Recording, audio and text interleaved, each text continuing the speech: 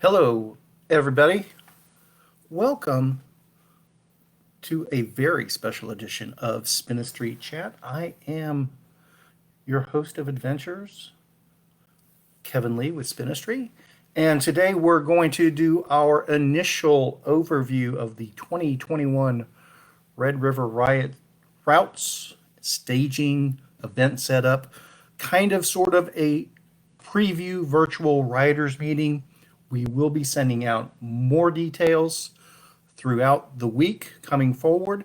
But please, if you plan on attending the Red River Riot, it's extremely important for everybody seeing this video to at least give us the first 5 or 10 minutes just to cover the basics and go over some very important notes and distinctions from the way we've done things in the past. If you plan on racing the Red River Riot, plan to watch this entire video. I will try to keep things as concise as possible, but we'll probably still be rolling somewhere between 20 and 30 minutes total. So set aside the time if needed for that, and do that prior to event day. Try to do it earlier in the week rather than later. So along those lines, we'll get rolling with that, but we really do need to give a huge shout out to our friends and partners that are helping us with this event. Obviously, for our ranch, vineyards, and winery,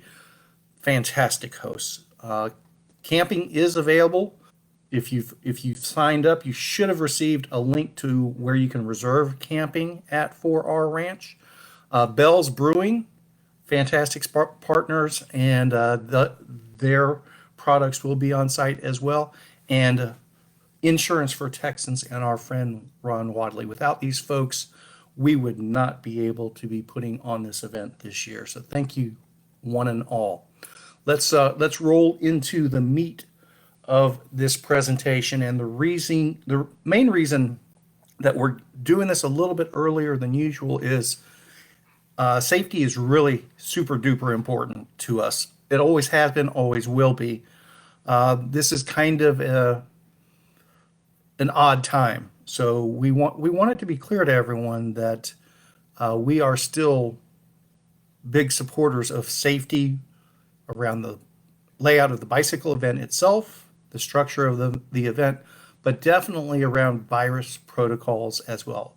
Yes, we will be having big group starts available at this event, but we're still going to do them in the safest way possible, and we appreciate everyone's cooperation along those lines. And for those of you that still aren't comfortable with the big group starts, completely understandable, completely fine. We still have the wave start options of 10 people or less after the big groups have started. So if you want to come out and enjoy the beautiful North Texas Hill Country area, the Red River Valley, 4R's fantastic property, please, we're making every arrangement possible to keep the safety standards as high as possible. We're going to start with the real general routes overview. They were verified yesterday, which was Friday. Today is Saturday, a week prior to the event. I consider the routes verified, but we're also going to still call them preliminary.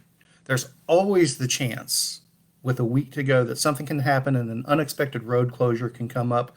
Crazy weather can go through and blow out a bridge or whatever else. We will be releasing these routes to all of the registered participants Sunday evening, where you'll be able to access them and start looking at them, and particularly racers. There's some really cool strategic moves that can be made along this route, and we'll go more in depth in that shortly. But even if you download the route and start looking at it closely earlier in the week, please recognize that there is still the possibility of change up until Friday when we mark the routes and verify everything the last time. This is the quickie overview of all of the routes together. As usual, we do share as much with each route as possible, so everybody can have as much of the similar experience as possible. The general rule is this green area is the main 63-mile route, and the first, and we'll go this way, it'll leave 4R, go to the north, wind back around, then up Windmill Hill, and towards St. Joe, and then wind back towards Munster. This first 28 or 29 miles is the same for everyone, okay? This red line that goes to the north here, that's the 35-mile cutoff where it goes back to the finish area.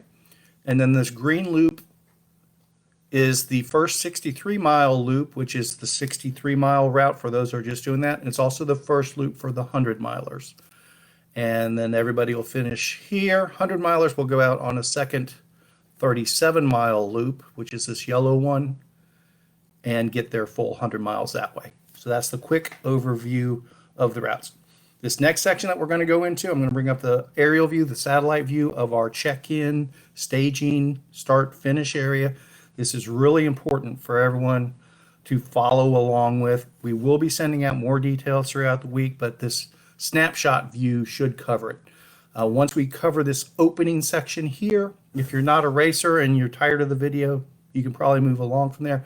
If you are planning to race, please do stick around after we do the staging area introduction. The staging area does apply to everyone the same way. This is really important. So this is different from usual. What we're basically doing this year is staging after the crest of Windmill Hill up at the windmill area itself. This is the Windmill Hill Road here, going north-south, south-north, however you want to look at it. And this first open field area around the first windmill to the west of the road, this will be our staging and check-in area. It will not be a parking area except for sponsors and team tents. Team tents will be allowed here. That said, if it's just you and a buddy and you're calling yourself a team, please don't take advantage of this situation. This is truly meant for bike shops with teams, coordinated teams for racing, where they have 5, 6, 10, 12 people, a team captain sort of format. The team captain is allowed to park in this area with the team tent, but no more than one vehicle per team. The rest of the team does need to park in the normal parking area that's available for everyone else. And there is plenty of parking. So the way this is going to work, when you park, you'll come in from the east, take this road past the windmill. There's a gate area here and the second windmill. And this whole area, this is a fence line here. This whole area here is open to parking for everyone. Now, still park in an organized manner. We hope to have parking attendants, so to speak, parking helpers. But if we don't, please do park in an organized manner, and don't park sideways, and don't start a line and next car follow in behind it, and don't park immediately behind somebody else that has their nose up to the fence or something like that. All right, enough of that. People know how to park their vehicles. We will have porta-johns here. So you'll park over here, take your bike back down the road, and somewhere in here, we don't know exactly how it'll be set up yet, we'll have our check-in area where you can check in for your event and get your number plate. All right. Check-in times, we'll send the specific check-in times out later in the week. Do not check in early.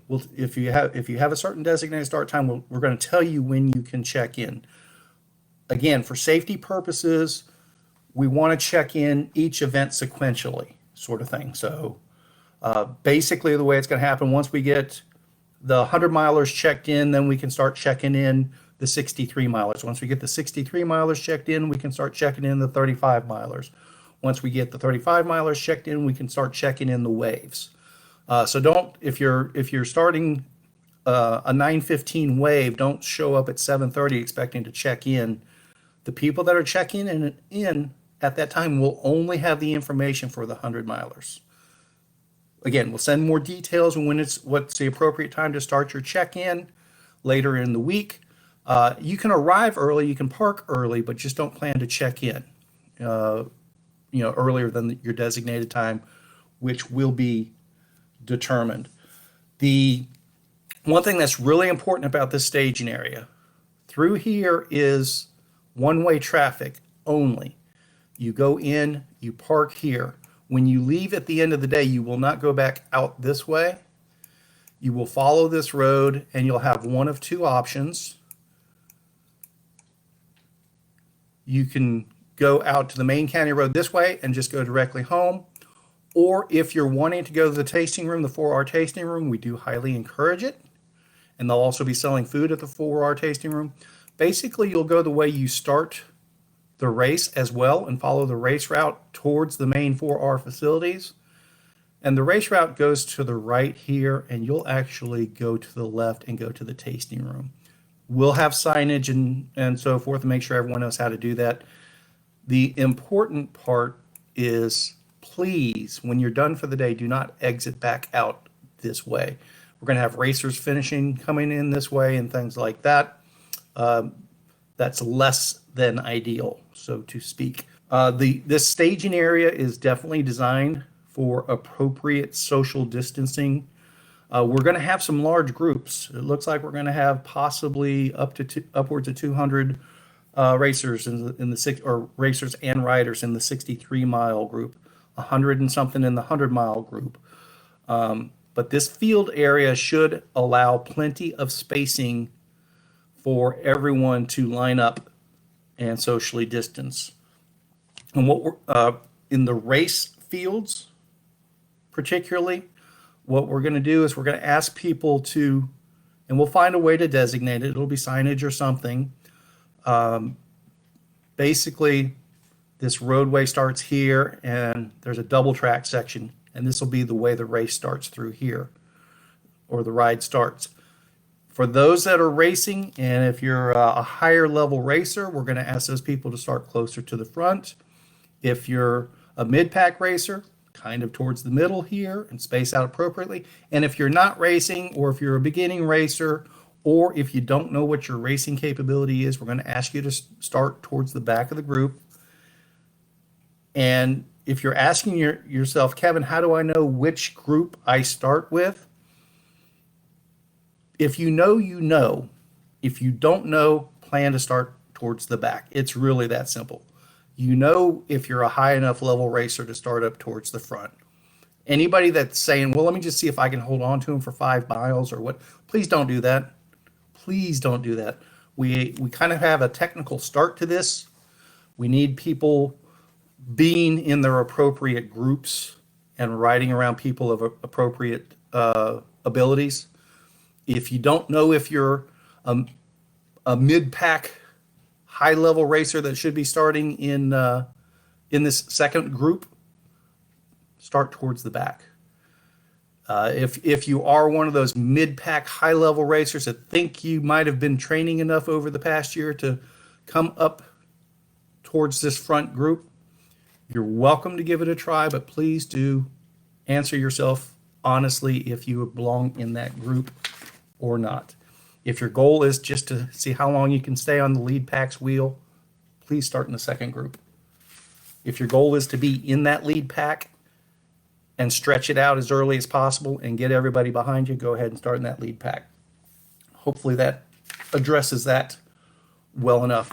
Now let's kind of go into the details of how the start is going to work, because we are, for safety purposes again, and we'll walk through this a little bit here, we're going to have a somewhat neutral-ish start for the first 4 miles, but not a true neutral start. Again, we're trying to separate by ability on the front end, but we do have some important safety features at the start of the event where people do need to not truly be racing just yet for the first 4 miles. So it's going to be a really good warm-up for everybody. The first 3 miles, 3.5 miles or so is basically ranch property. And it's some really cool double track. And it starts through this perimeter double track that goes outside the fence, outside the parking area. Bikes will have it all to themselves. And it'll roll out here onto this main dirt road at about a mile, roughly speaking. And at this point, anyone that's ridden any of our 4R events in the past will probably start seeing things they recognize, but we're going the opposite direction from usual. This is what they call the haul road, and we'll be going south to north on it. What we're wanting everyone to do is No true racing at this point. Now, if things start stretching out a bit where the faster pack has a little bit of gap on the second pack, that's all fine.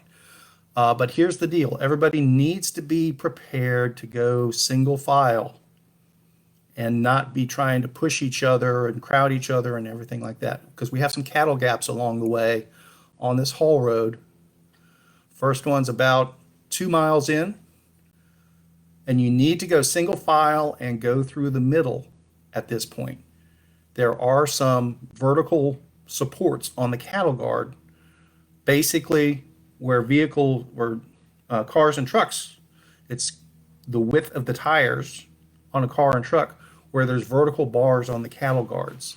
If you try to take a bike through there, you could catch a wheel. Everyone has to ride through the center of the cattle guards on the 4R property. So the first one's about 2 miles in.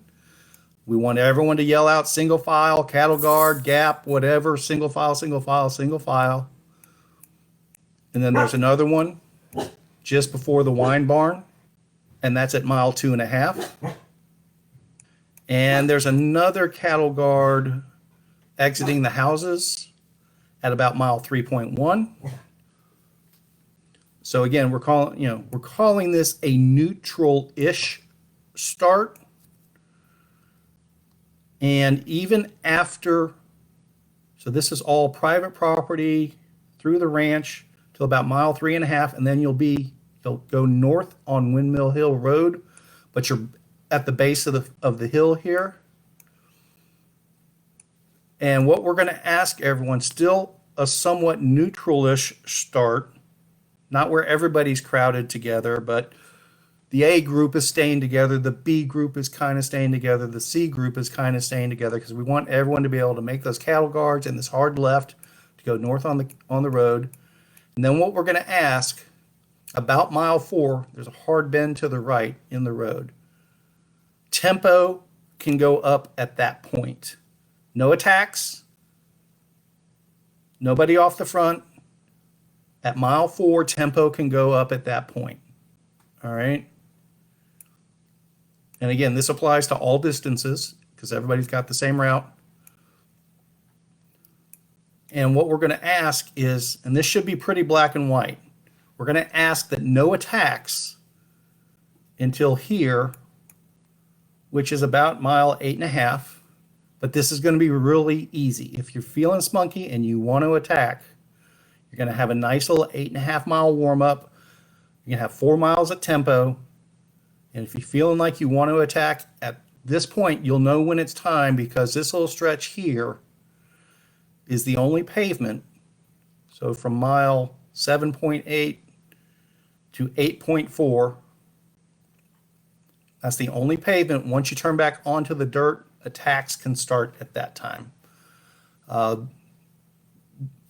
Again, for safety purposes, we don't want people feeling like they have to rush and push and be at the front through the cattle guards and everything like that. We want everybody to make it off the property and onto the county roads, basically with their group intact. You can up the tempo to space out the groups if they're still a little bit together. And then anybody that's really feeling frisky, if they want to attack after that first paved road section, attacks can begin. Okay? Now, one thing I want to make perfectly clear is mile 12 to 13 is a little bit of a lollipop back towards Windmill Hill. So at this intersection here, particularly if you're in an early group, you're going to start coming across two-way bicycle traffic. So it's really not appropriate until you crest Windmill Hill to go over the center line, for lack of a better term. Obviously, we don't have center lines on dirt roads, but you know what I mean. Don't be going around blind turns in the opposite lane. You shouldn't be doing that anyway. You never know when a truck's going to be going down the hill at 45 miles an hour, but at least usually you can hear them coming. Bicycles you may not hear coming. So from roughly mile 12.5 to the top of Windmill Hill, which is about mile 14.5, 2 miles, everybody's going to be dealing with two-way traffic. Actually, not to the top of Windmill Hill, to the base of Windmill Hill. So that's, I apologize, it's not letting me see that. We'll call it, yeah, 14 and a half. Mile 14, 12, mile 12 and a half to mile 14 and a half. Two-way traffic. Hopefully, that's clear as mud. And now we're going to go into water tables, support, things like that. There will be water tables along the route for each group. And this is the 63-mile route specifically, but again, until this 29-ish mile route split, it's all the same till here. So all of the routes will have this first water table. It'll be somewhere in this area around mile 28 and a half. There is a parking area that we're going to shoot for. I just don't know if it's level enough close to the road. So somewhere between 28 and a half and where the 35 milers take this split, we'll have the water tables for everyone. One thing I want to make crystal clear, okay, this is considered an unsupported ride. If you're racing, you cannot have support out on course. It's going to give you a hand up or anything like that. You can't have people drop food off for you at the water table. If you need something other than water, and that's what's going to be at the water table, if you need something other than water, or if we provide something for all, you need to carry that with you. You also need to pack out your trash. That's extremely important. Now, the plan for the water table at this point is we don't know what the plan is for water, to be honest with you. We're probably going to offer a mix of water jugs and individual water bottles. Again, for virus safety purposes, virus safety protocol, we may be sticking just with individual waters still. But that does create a trash issue. Please dispose of your trash appropriately. We will have trash receptacles at the water table. We may have a jug or two or three at each water stop if you are comfortable sharing a water jug, but we haven't made a final determination on that yet. So the 63-mile route will then follow this, and we will have another water table, and this will apply to the 100-mile route as well, since you share the same 63-mile loop. About mile 50 will be another water table. And then we will get back to the finish area. And again, the team tents will be here. Ryder's Smokehouse will be there selling food from the food truck. For our wines, my understanding is they do plan to have a tent there to sell wines if you don't want to go all the way to the tasting room. Again, if you want to go to the tasting room, you are encouraged to. And what I'm going to do now is I'm going to zoom in on the aerial view again for the finish. Hopefully this doesn't mess me up. Sometimes it does. So right now this is the planned finish. We'll see how it exactly works out. So you'll be coming south to north. This is at the top of Windmill Hill Road, but you won't be going down Windmill Hill. You'll hang a left towards the windmill, and the plan is to have the finishing chute wrap around the back of the windmill here, and this will be somewhere in here will be the planned. That's where the timing arch and planned finish line will be, and that will apply for the 63-mile and the 35-mile route. That will be the finish line. For the 100-mile route, that will be end of your loop one. Okay, 100-mile route, you will finish through here. And you can go over here and buy some food or use the restroom or visit a team tent if you want. That's fine. But the idea is 100 milers will then go towards the parking area, go to their vehicle, reload, change clothes, whatever they feel like they need to do, and then go out on their second loop. And I'll show the highlights on that momentarily here. So you're going to come through one time. That'll be loop one. Again, 63 and a half miles or so. Go out on loop 2, 37-mile second loop, just over 100 miles total.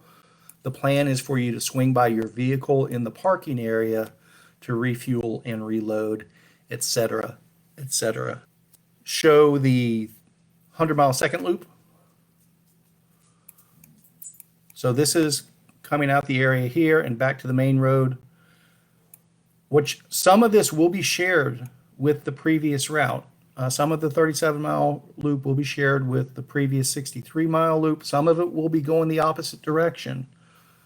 Please have your Garmin settings appropriately set up or have notes available to you if you are one of those that has a Garmin that is likely to be confused by route crossover or doubling back on itself or whatever.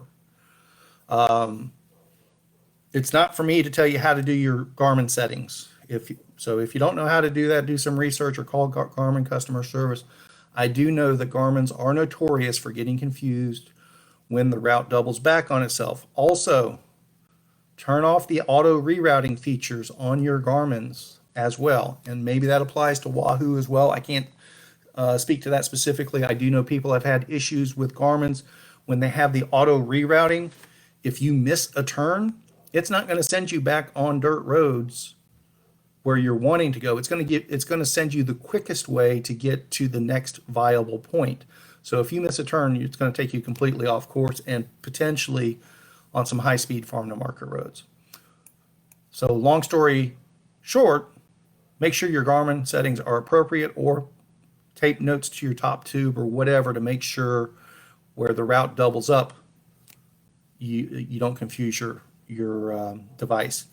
Most likely, we will offer the 100-mile route in two formats. We'll offer it in a continuous 100-mile format, which will have those double backs and so forth. We'll probably also offer it in a split format, a 63-mile loop and a 37-mile loop. Again, I can't speak to your specific device, what it takes to change from one route to the other on the same ride if you want your Strava to show everything in one go. Also, racers, that brings up another note.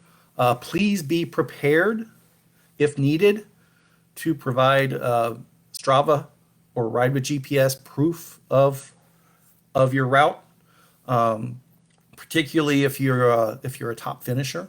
If anybody has any question about it, the expectation is that you will be able to publicly provide support of your effort if needed. It's not typically been an issue, and we don't expect it to be one now. We just want to make it crystal clear that that is the verification process if anything is called into question. So the 100-mile route, we'll come back to that same water table in Marysville at about mile 27.5 on that second loop, and then finish basically the same way at the windmill, wrapping around the back of the windmill there. The 35-mile route, again, we'll have that shared water table, 28.5 to 29. And then it will split off on its own segment here, just after mile 29. And then it will rejoin the route about mile 33 and finish the same as everyone else. Review my notes real quick, make sure I didn't miss anything. Yes, there will be food and wine for sale at the finish. Cold drinks provided by Bell's Brewing, and insurance for Texans. And hopefully that gets the ball rolling. We do appreciate your patience. We do still have slots available. By switching to this staging area and start format, we are able to go for a bigger group than we were originally planning for, but still maintain our safety guidelines that we want to adhere to ourselves. I think we're approaching 280 registered participants a week before. Maybe we'll get up towards 400. I don't know. Somewhere between 300 and 400 is going to be our total attendance. We are spreading it out over several hours for those starts, so we think that'll make the staging area manageable, but we do appreciate your cooperation in helping us out so we can have a fun event, get back to some group racing and riding and starting together sort of thing, but still maintain those safety standards. Thanks for joining us on this one. We'll have more updates for the 2021 Red River Riot in the coming week.